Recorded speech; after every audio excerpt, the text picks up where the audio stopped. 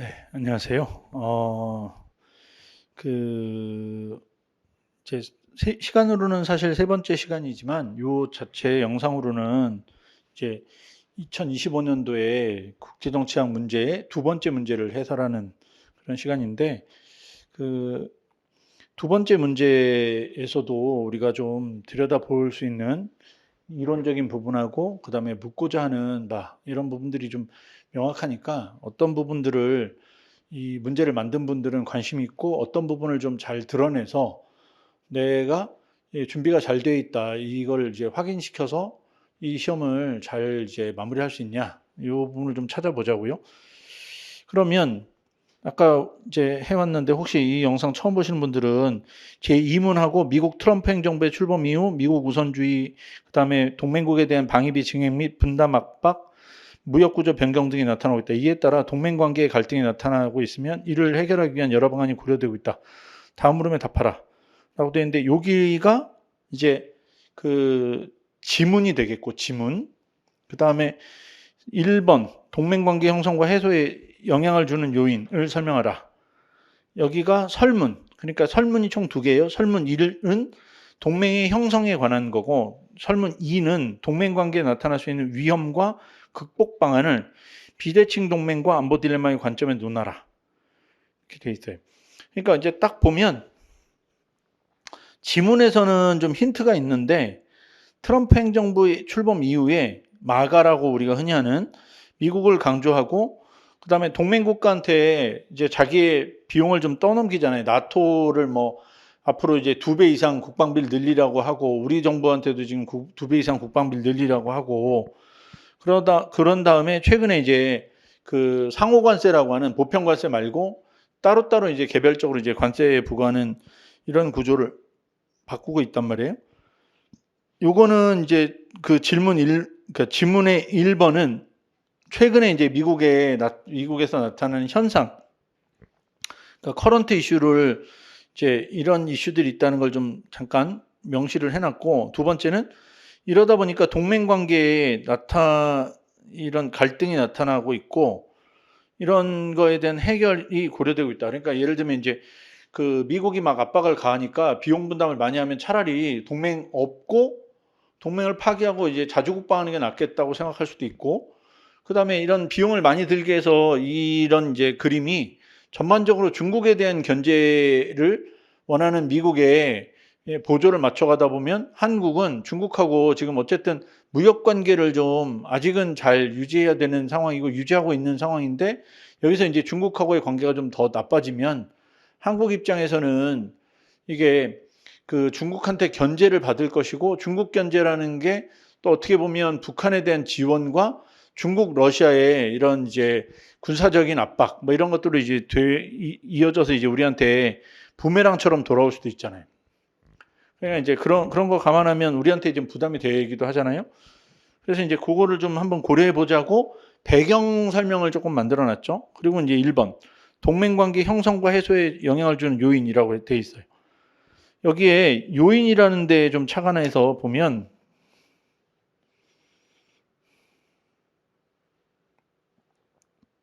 요인 그리고 형성이라는 데 착안해서 좀 보면 이제 동맹을 형성하는데 결정적으로 영향을 미치는 요인이 뭐냐 이거잖아요.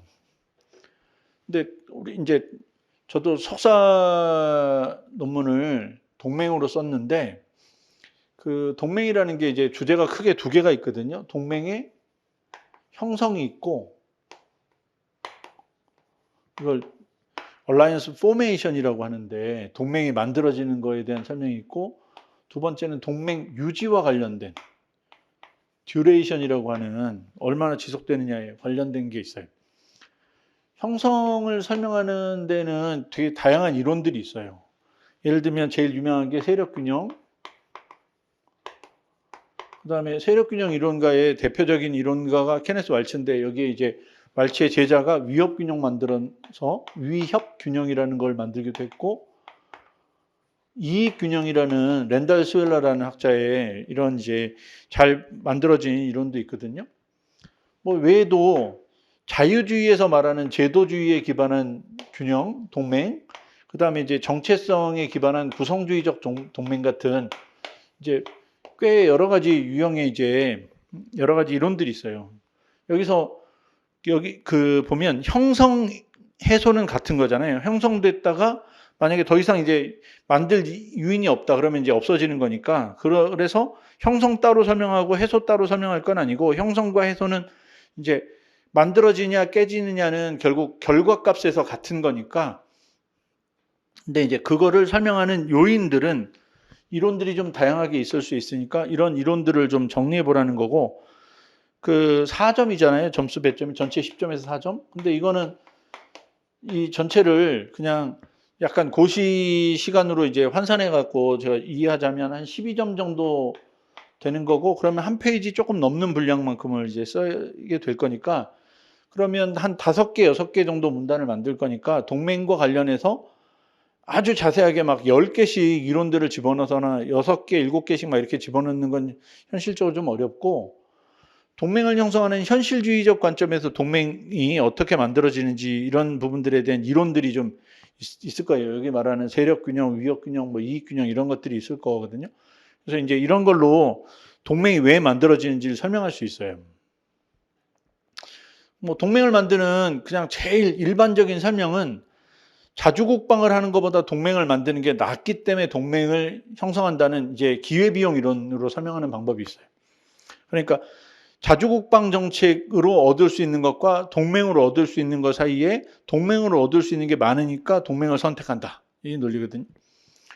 그래서 이제 뭐 이런 방법이든 하여간 이쪽은 지금 보면 요인이라고 되어 있지만 요걸 설명할 만한 변수, 그러니까 이게 지금 세력 균형 차원에서 만들어졌냐 아니면 위협을 인식해서 만들었냐 이익을 인식해서 만들었냐, 여기에 대한 이론적 베이스가 좀 필요해요.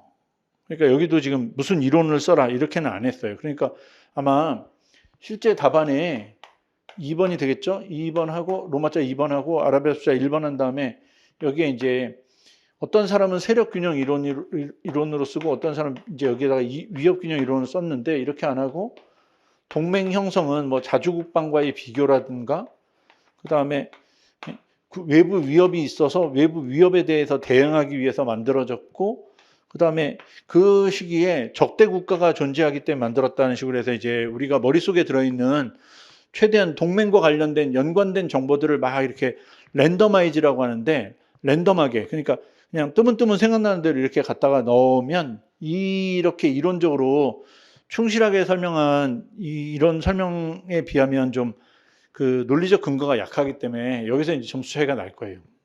그러니까 이론을 혹시 좀 준비하시던 분들이 여기를 보시면, 이론은 내가 이만큼 배웠다, 암기했다, 아니면 내가 이만큼 잘 알아, 이걸 이제 잘 드러내서 이걸로 이제 뭐 나의 이론에 대한 이해 정도만 잘 보여주려고 하는 게 아니고, 그걸 갖고 이제 충분히 잘 설명할 수 있게끔 만들어서 이제 객관적 정보를 얼마나 이제 잘 처리하느냐, 객관적으로 얼마나 잘 처리하느냐, 이걸 좀 보고 싶은 거거든요.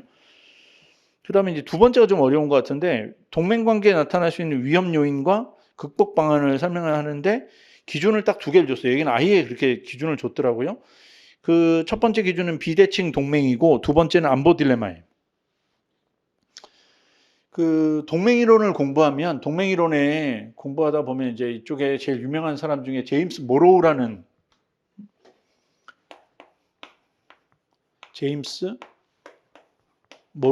학자가 있어요. 이 사람은 이제 동맹을 대칭 동맹과 비대칭 동맹으로 나눈 사람인데, 대칭 동맹은 힘이 비슷한 국가들끼리 만드는 동맹이고, 비대칭 동맹은 힘의 차이가 나는 국가들 사이에 만드는 동맹이거든요. 그래서 이제 대칭, 비대칭 이렇게 이제 동맹을 이제 만들었는데, 설명했는데, 여기서 말하는 비대칭 동맹이라는 건 모로우가 얘기한 그 비대칭 동맹을 말하고, 비대칭 동맹은 모로우 비대칭 동맹은 딱 정해져 있어요. 뭘로 정해져 있냐면 자치안보 교환으로 정해져 있어요. 자치안보 교환 모델. 한국하고 미국 모델이 딱 여기에 해당하는데, 이제 미국은 이제 군사력이 세니까 한국에 안보를 제공해주고, 한국은 미국한테 안보를 제공할 수 없으니까 대신에 자치권이라고 하는, 이제 미국 군이 그 전시작전권을 통제하거나 예전엔 평시작전권 통제하는 것처럼 이제 한국군을 통제하거나 한국의 중요한 지역의 자원을 이용하거나 그 시설을 이용하게 하는 것들을 우리가 이제 그 자치권, 오토노미라고 하는 자율성을 넘겨준다고 하는데, 이렇게 해서 이제 어떻게 보면 그 미국은 안보를 주고 한국은 정치적인 주권을 좀 넘겨주면 그걸 가지고 이제 미국이 이 약한 국가를 이제 자기가 원하는 대로 이제 컨트롤할 때 쓴다 이거예요. 그래서 이제 보면 동맹 관계에 나타날 수 있는 위험 요인 중에 하나는 자참보 교환 모델에서, 예를 들면 그 안보를 제공한다는 이유로 강대국이 이래라 저래라 많이 간섭하면 자치권이라는 게 점점 희박해져요. 그러면 이게 동맹 관계에서 얘랑 나랑 과연 대등한 관계인가? 라는 생각이 들 정도로 이제 자율성이 희박해지는 경우가 있어요. 그게 이제 위험 요소가 되겠죠? 그 다음에 두 번째는 안보 딜레마라고 돼 있는데, 안보 딜레마라는 건 좀 급하게 만들어서 이렇게 되지 않았을까라고 저는 생각하는데, 왜냐하면 동맹에서 다루는 때는 그게 일반적 안보 딜레마가 아니고 동맹 안보 딜레마라는 개념을 써요. 그 안보 딜레마는 학문적으로 보면 헐츠라는 학자가 만들었는데, 이 양반은 이걸 이제 아주 체계적으로 정리는 못했거든요. 그래서 78년에 로버트 저비스라는 학자가 이 이제 안보 딜레마를 되게 아주 굉장히 체계적으로 정리했고, 그 뒤에 이제 방어적 현실주의라고 하는 한 학파를 만들어서 지금 안보 딜레마 이론을 잘 정리해가면서 이제 그 국제 관계를 설명하는 하나의 틀이 됐는데, 그거는 이제 개념이 뭐냐면 내가 그 군사력을 늘렸을 때 상대를 불안하게 만든다 이거예요. 보통 이제 적대 국가를 불안하게 하는 걸 설명하거든요. 근데 동맹 관계에서는 그 안보 딜레마보다는 동맹 안보 딜레마라고 하는 글렌 스나이더의 개념을 훨씬 더 많이 써요. 그리고 그 안보 딜레마 개념에서 이제 이렇게 이제 발전한 거거든요. 근데 동맹 안보 딜레마는 뭐냐면 그 동맹 국가가 적대 국가와의 사이 관계에서 공세적 전략을 택하면 그 동맹 국가를 바라보고 있는 다른 동맹 국가는 원치 않는 전쟁에 연루된다. 반면에 동맹 국가가 너무 지나치게 방어에 치중하면 그 동맹의 반대편에 있는 이제 동맹 국가는 이제 방기된다. 이게 이제 연루 방기인데, 이걸 주로 설명하는 게 이제 동맹 안보 딜레마인데, 제가 볼 때는 이 문제로 그렇게 만든 것 같은데, 동맹 관계, 비대칭 동맹 뭐 이렇게 지금 보면 다, 왜냐하면 그 나중에 더 같이 공부하시다 보면 많이 배우겠지만 지문에 보면 동맹 관계가 갈등이 나타나고 어쩌고저쩌고 이렇게 돼서 지문이 지금 동맹을 다루겠다고 돼 있거든요. 그러면 지문 말고 밑에 괄호 1, 괄호 2가 설문인데, 지문이 설문을 구속하기 때문에 지문에서 이렇게 딱 정하면 설문은 의뢰 이제 그 밴드 안에서 이제 논의를 해요. 그러니까 안보 딜레마보다는 동맹 안보 딜레마의 확률이 높아요. 물론 제가 출제한 게 아니라서 뭐 이게 정확하게 그런 취지로 했는지 또 생각이 진짜 달라서 안보 딜레마로 만들었는지 모르겠지만, 여기서 이제 아무리 봐도 맥락상은 지금 동맹 안보 딜레마를 낸 것 같아요. 그래서 혹시 시험 보다가 이런 일이 생기면 이게 물어볼 수도 없잖아요. 이거 잘못된 것 같은데요. 이거 어떻게 되는지 뭐 알려주세요. 이럴 수가 없으니까, 이런 일이 생기면 이제 글을 만들 때 어떻게 자기를 방어하면서 만드냐면, 여기에 안보 딜레마 이렇게 돼 있잖아요. 안보 딜레마.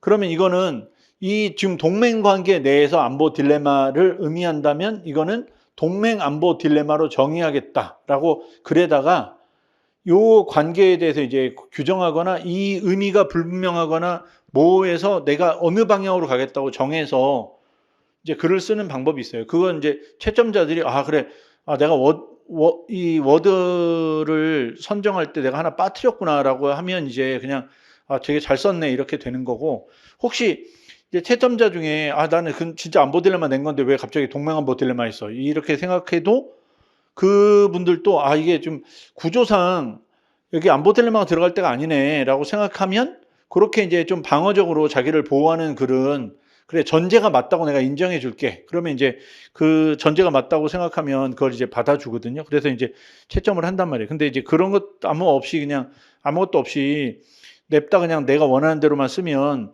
채점자 생각에는 난 안보 딜레마 냈는데 왜 이런 딴 얘기를 하지? 라고 생각할 수도 있으니까, 그런 이제 좀 디테일한 자기 방어법도 있어요. 그런 것도 이제 좀 배우시면 나중에 이 좀 약간 이 글 쓰다가 약간 이게 그 진척이 안 되거나 이런 약간 위험한 상황에서 자기를 보호할 수도 있어요.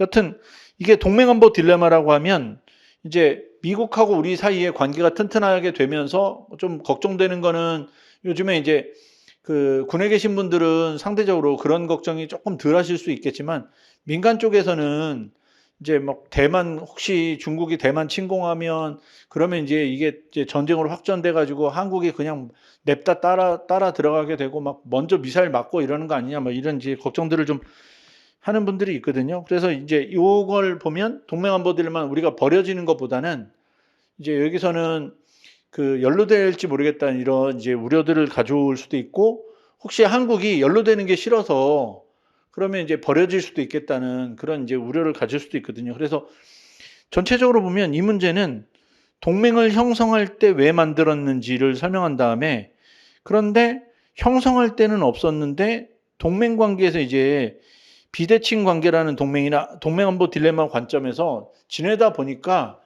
이제 위험한 요인들이 생겼고 그러면 이제 이걸 어떻게 극복할 거냐. 예를 들면 비대칭 동맹 관계에서 기분 나쁘면 이제 천상 자기가 스스로 안보 확보하는 것밖에 없거든요. 안 그러면 이제 양보하면서 자주권을 조금 손상받더라도 안보를 계속 유지하는 방법이 하나 있고 그다음에 동맹안보 딜레마에서 연루되는 걸 좀 피하고 싶으면 이제 공약의 개입 정도를 좀 낮춰야 돼요. 어떤 특정한 사건에서 우리는 개입하지 않겠다고 한다거나 아니면 우리가 이제 중국에 대해서 신호를 좀 어떻게 보내냐면 너네랑 싸울 생각은 없다. 다만 우리는 동맹이기 때문에 동맹으로서 해야 될 일을 한다. 뭐 이런 식으로 해서 이제 그 나름대로 이제 시그널링이라고 하는데 신호를 막 보내가지고 이게 직접적으로 내가 공격 의사가 없다는 걸 표출하는 그런 방법도 있어요. 그래서 이런 것들을 좀 잘 정리해서 쓰라는 건데 2번은 아예 대놓고 이제 비대칭 동맹이라는 모로우나 안보 딜레마 저는 동맹 안보 딜레마를 내려고 낸 문제라고 생각을 하는데 요렇게 이제 그 두 개의 이론 자원을 아예 물어봤으니까 여기는 이론이 없으면 전혀 이제 다른 얘기하면 점수를 못 받으니까 잘 그러니까 이제 여기는 이론이 있구나 이렇게 되는데 상대적으로 1번은 형성 요인 이렇게 되면 진짜 그냥 요인 생각해서 생각나는 이런 뭐 동맹을 만들게 하는 이유들을 막 이렇게 설명하실지 모르겠는데 여기도 동맹을 이제 좀 체계적으로 공부하면 동맹을 그 형성하는 데 들어가는 이론들과 동맹을 유지하는 데 들어가는 이론들 이게 이제 좀 다르다. 아까 잠깐 분류하다 말았는데 동맹 형성에서는 보통 이제 그 이제 어떤 이론적 베이스에서 이제 동맹이 만들어진지 설명한다면 동맹 유지에는 동맹 안보 딜레마하고 잉여 통제력이라는 용어가 좀 어려워서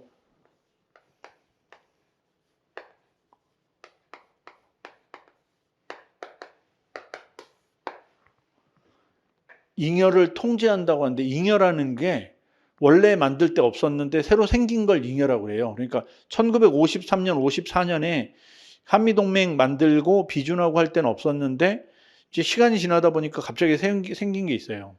우리를 치면 이제 방위비 분담금 문제가 그렇거든요.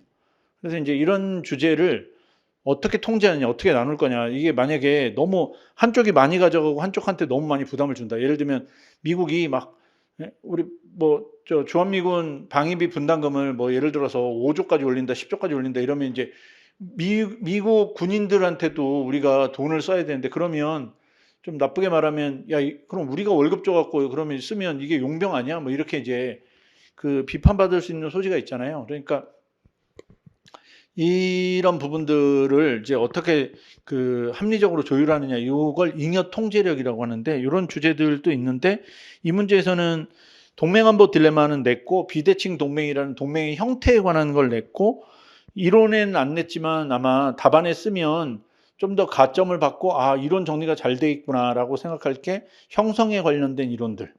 그다음에 1번, 2번의 논리적 연결은 이제 만들 때 하고 좀 다르게 지내다 보니까 이게 위험 요인 같은 게 생기기도 하는데 이걸 어떻게 이제 그 해결하면 좋겠냐. 특히 트럼프로 인해서 생기는 이 위험 요인을 어떻게 해결하면 좋으냐. 이렇게 이제 물어본 거네요. 그래서 그 두 번째 문제도 이제 그 아예 대놓고 자 이런 이론으로 써라고 했으면 아느냐 모르냐에 대한 문제가 되는데 그렇게 안 하고 1번처럼 요인을 설명하시오 했으니까 이제 진짜 그냥 요인별로 이렇게 설명한 그런 답안도 있을 것이고 이론으로 설명한 답안도 있을 것이고 개념만 가지고 이제 설명한 답안도 있을 건데 아마 그렇게 해서 이제 변별력의 차이를 좀 변별력을 구분하는데 썼을 거예요. 이 문제에서는. 그래서 이론이 좀 튼튼한 답안이 조금 더 점수를 잘 받을 수 있을 거거든요. 이런 문제에서.